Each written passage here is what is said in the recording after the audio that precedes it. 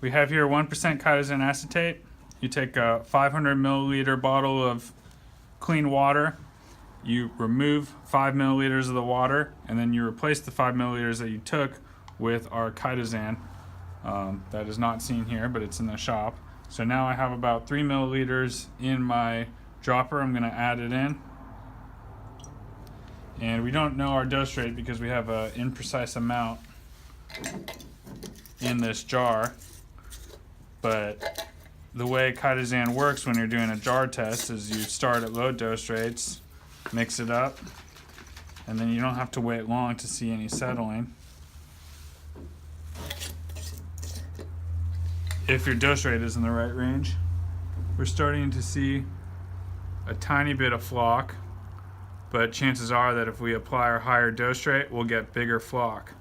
And the bigger the flock is, the better it settles out, and the cleaner it'll come out the filter on the other side. But this settling would happen in the tanks before the water gets pumped through the filter, so it removes some of the work that your filters need to do, and it leaves you with cleaner water on the other side. So if you can see what's settled in the bottom, that's a good start. You know the chitosan is working, which indicates it's in the right pH range. But if we increase the dose, we'll probably see better flock.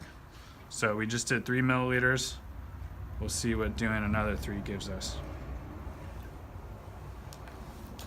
And you always gotta stir it. In this case, shake it, since I don't have a stirring stick.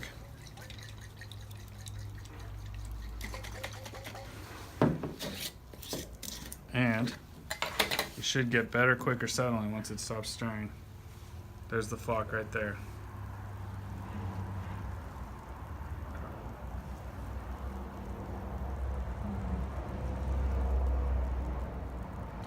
And if you're doing this in a more precise setting, you could do it with 1 liter jars of your sample water, and you would have 5 jars out next to each other. You would do 1 milliliter, 2 milliliters, 3 milliliters progressively, and then you could try 5 dose rates at once, and you would have them side by side, and that helps you hone in on what the best dose rate is to give. Oops. I'm going to give it another 3 just because we're going quick for this demonstration.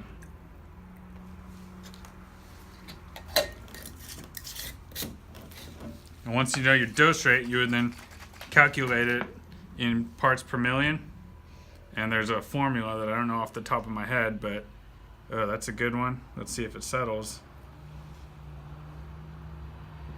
We're getting good settling now. Maybe shake it up one more time. But then you can calculate what rate your pump needs to be injecting the chemicals in, because you know what rate your water will be flowing, so you set a dose rate or a injection rate on your metering pump, and you would verify it with the drawdown test.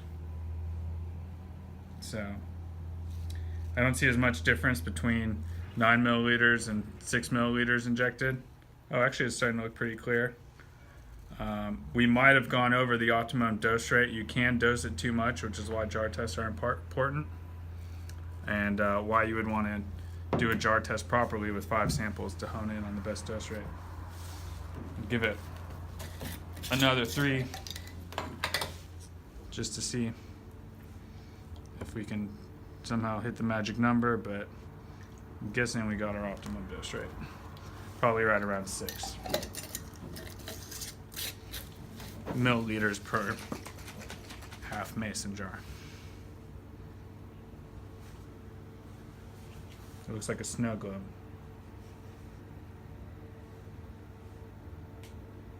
Oh yeah.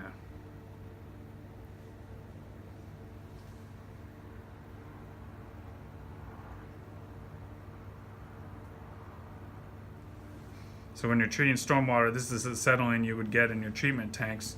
Then you'd be pulling this water off the backside of your treatment tanks. You would be pumping it through a sand filter and hitting it with a polishing dust. And when it comes out the sand filter, you're going to be getting water below 10 NTU in compliance with the construction stormwater permit. That might be as best of a initial dose rate we can get with these imprecise